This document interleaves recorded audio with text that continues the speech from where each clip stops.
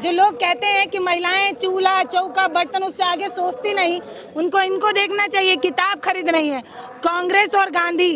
ये देखिए, ये एक किताब है जो पढ़ती हैं क्या जी। तो महिलाओं को इतना फुर्सत कहाँ है चूल्हा चौका क्यों बर्तन नहीं से? मिलता है मिल फुर्सत? जाता हर है। काम करने के बाद भी फुर्सत निकालना पड़ता है हर काम करने के लिए। कर नहीं देंगी भाजपा को? नहीं देंगे हम। उनसे क्यों नाराज है? क्या बताएं हम, हमको कुछ दिए हैं भाजपा वाले? कुछ नहीं राशन दे दे रहे हैं, गैस दे रहे हैं, क्या दे रहा है? राशन किसान दे रहा है, सिर्फ बस वही महिलाओं जो है बहक जाए। और क्या दे रहे हैं? 5 किलो राशन में कोई 1 महीना खा लेगा? कोई नहीं खा पाएगा। जो भी समय मिलता है पढ़ती हूँ। तो हम रैली में आए थे ये दिखाने कि जो लोग ये कह रहे हैं कि मायावती जी बोलती नहीं है, मायावती जी दिखती नहीं है, मायावती जी लड़ाई में नहीं है, मायावती जी का वोट बैंक नहीं है, मायावती जी कहाँ है? तो उनको कैमरा घुमाकर दिखाइए, मायावती जी मन से बोल रही हैं और एक भी सीट खाली नहीं है, लोग खड़े होकर सुन रहे हैं। और एक चीज और जो इस रैली में दिखाने वाली है वो ये कि तमाम रैलियों में बिकते हैं झंडे, लेकिन इस रैली में जो बिक रहा है वो है संविधान की किताब और तमाम महापुरुषों की तस्वीर। और लोग खड़े बेटा तो टोटल दिखाइए। लोग खड़े होकर लगातार ये खरीद रहे हैं। बिक रहा है भैया? है भैया? जी बिक रहा है? बोनियो नहीं हुआ कि नहीं हुआ है। सबसे ज्यादा क्या बिकता है? संविधान है, भारत का संविधान। संविधान बिक रहा है। हाँ, और ये पोस्टर है। तो चाचा ये संविधान खरीद रहे हैं क्या लोग? जी जी। लोग कह रहे हैं कि आजकल लोग संविधान पढ़ना छोड़ दिए। नहीं, ये किसने कहा रहा है? कितना बिका? कितना प्रति सुबह से? 4 पीस बिक गया। 4 पीस। जी। ये बड़ी बात है। हटिए हटिए चाचा, ये दिखाइए, कैमरा दिखाइए। लोग कहते हैं महिलाएं पढ़ती नहीं है, महिलाएं राजनीति में रुचि नहीं लगती है, लेकिन चाची ये कौन सा किताब ले रही हैं चाची?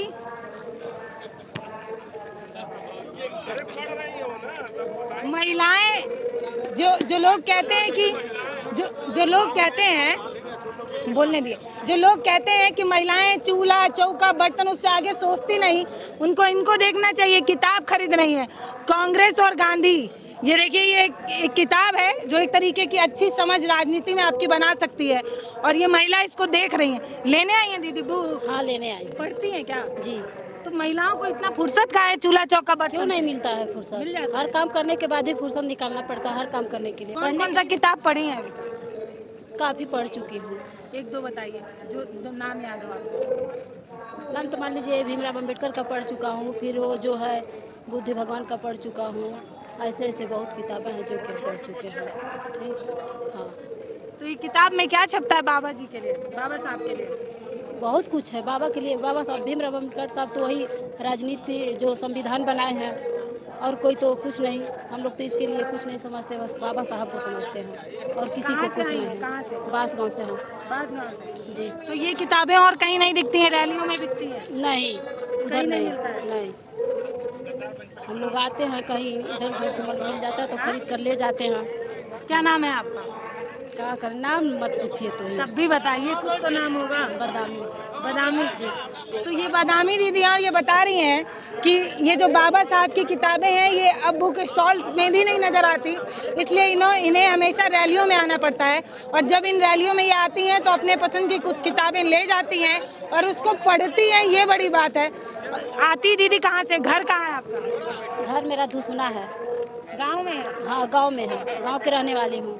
गाँव की महिलाएं भी किताब पढ़ रही हैं? क्यों नहीं पढ़ेंगी?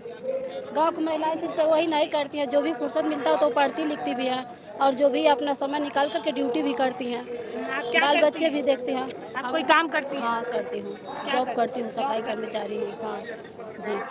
तो आप घर का काम भी करती हैं, फिर आप बाहर का काम भी कर लेती हैं, फिर आप अपना किताब भी पढ़ लेती हाँ अपना ड्यूटी भी कर लेती हूँ समय से। कितनी बड़ी बात है, ये बड़ी अच्छी तस्वीर है और ये तस्वीर सब तक पहुंचनी चाहिए। जो बोलते हैं कि जो महिला वोटर होती हैं वो पुरुषों के कहने पर वोट डालाती हैं, जो महिला वोटर होती हैं उनके पास राजनीतिक समझ नहीं होती, उनके भैया, उनके पति, उनके ससुर जो बोलते हैं उनको वोट देती हैं। तो मुझे नहीं लगता ऐसा है, क्योंकि दीदी जब किताब पढ़ रही हैं। दीदी बताइए आप किसको वोट डालेंगे? हम अपनी बहन जी को देंगी। दो काहे? क्यों नहीं, बहन जी हमको नौकरी दी है, इसके बाद कोई कुछ किया है क्या हमारे लिए?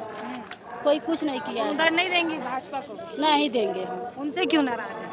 क्या बताएं हम, हमको कुछ दिए हैं भाजपा वाले? कुछ राशन नहीं दे रहे हैं, गैस दे रहे हैं, दे रहे हैं, राशन दे रहे हैं, सिर्फ बस वही महिलाओं जो है बहक जाए। और क्या दे रहे हैं, 5 किलो राशन में कोई 1 महीना खा लेगा?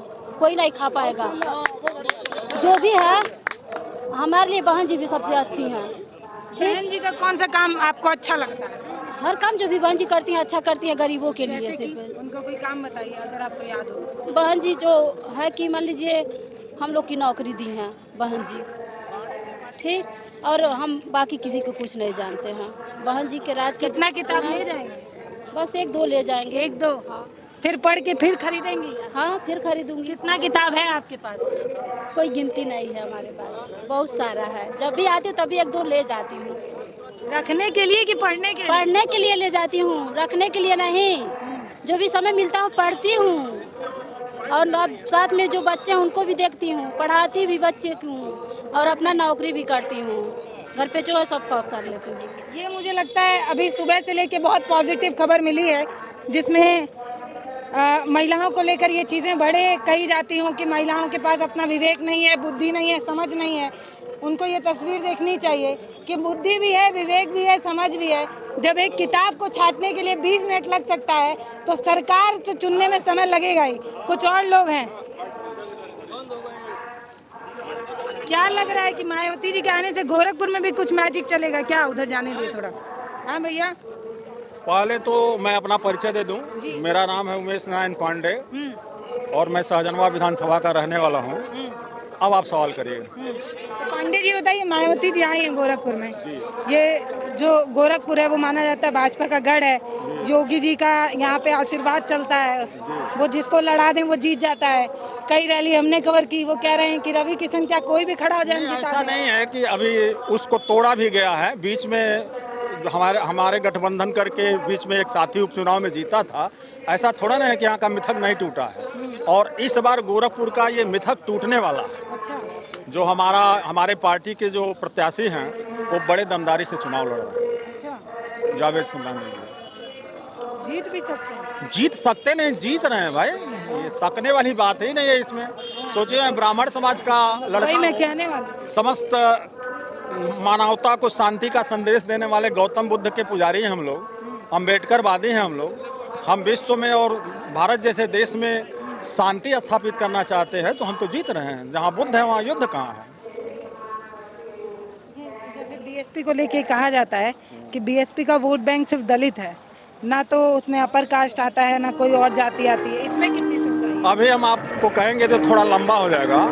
बीएसपी जो है हमेशा सर्व समाज को सम्मान दिया है। आप गोरखपुर में भी देखेंगे। अभी देखिए, गोरखपुर का जो लड़का लड़ रहा है वो मुस्लिम समाज का है, तो इसमें दलित समाज की कहीं बात आती नहीं है।